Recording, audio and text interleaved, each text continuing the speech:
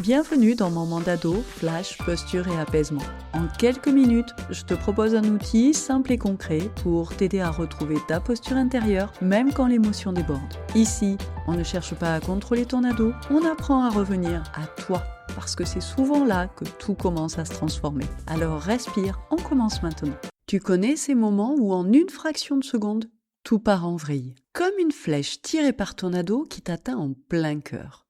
Une phrase, une seule, lancée comme ça, peut-être entre deux portes, t'es nul, de toute façon je t'aime pas, vivement que j'ai 18 ans, ou le fameux fous-moi la paix, craché avec mépris. Hier matin, je me suis levée à 6h, comme tous les lundis, parce que ma fille part à l'internat. Elle descend dans la cuisine, et là, je lui demande si elle a bien dormi. Pas de réponse. Je répète, et elle me sort « Oh, et c'est lundi matin, tu vas pas me harceler avec tes questions. Tu peux pas me lâcher. » Alors que moi, j'avais juste demandé si elle avait bien dormi. Si je me lève tôt, c'est pour elle. Alors oui, ça pique. Et la chaleur monte, colère débarque. Et l'envie de répondre avec. À une époque d'ailleurs, c'était plutôt l'envie de pleurer. Ça te parle ? Alors bienvenue dans la réaction à chaud.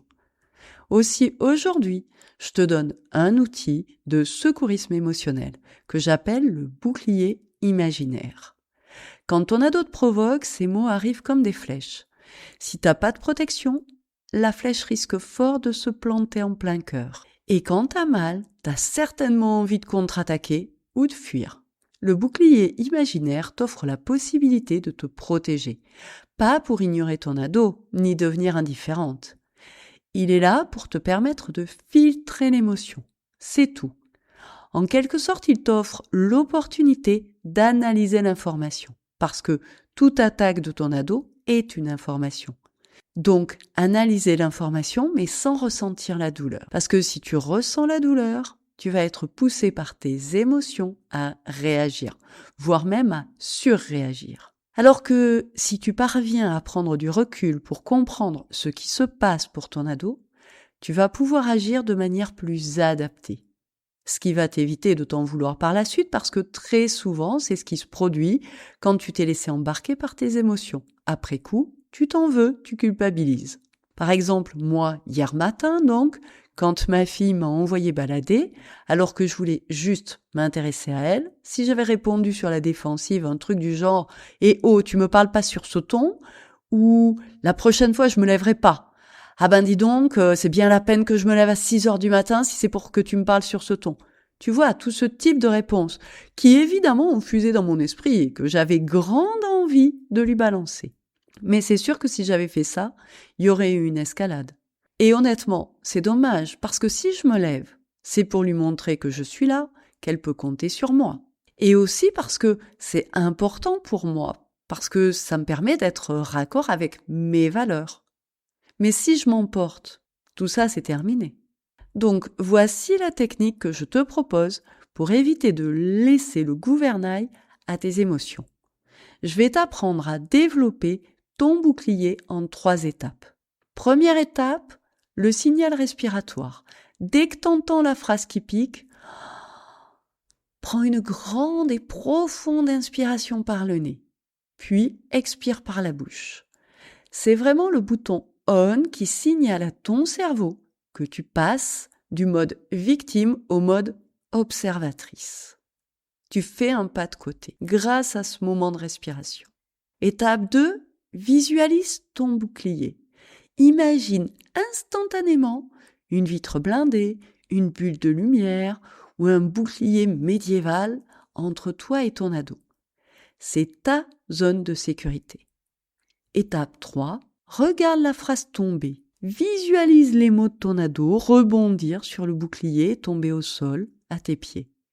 Ils ne t'atteignent pas, ils ne sont pas vrais, ils sont juste le symptôme de son inconfort, de son malaise, de son tourment intérieur. Et pendant que tu regardes ces mots au sol, dis-toi intérieurement, ce n'est pas contre moi, c'est contre sa propre tempête. Je suis en sécurité, tout va bien.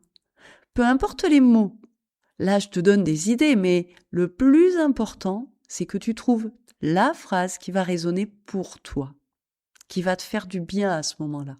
Et en faisant cet exercice, tu gagnes les 5 secondes de recul nécessaires pour ne pas mordre à l'hameçon tendu par ton ado.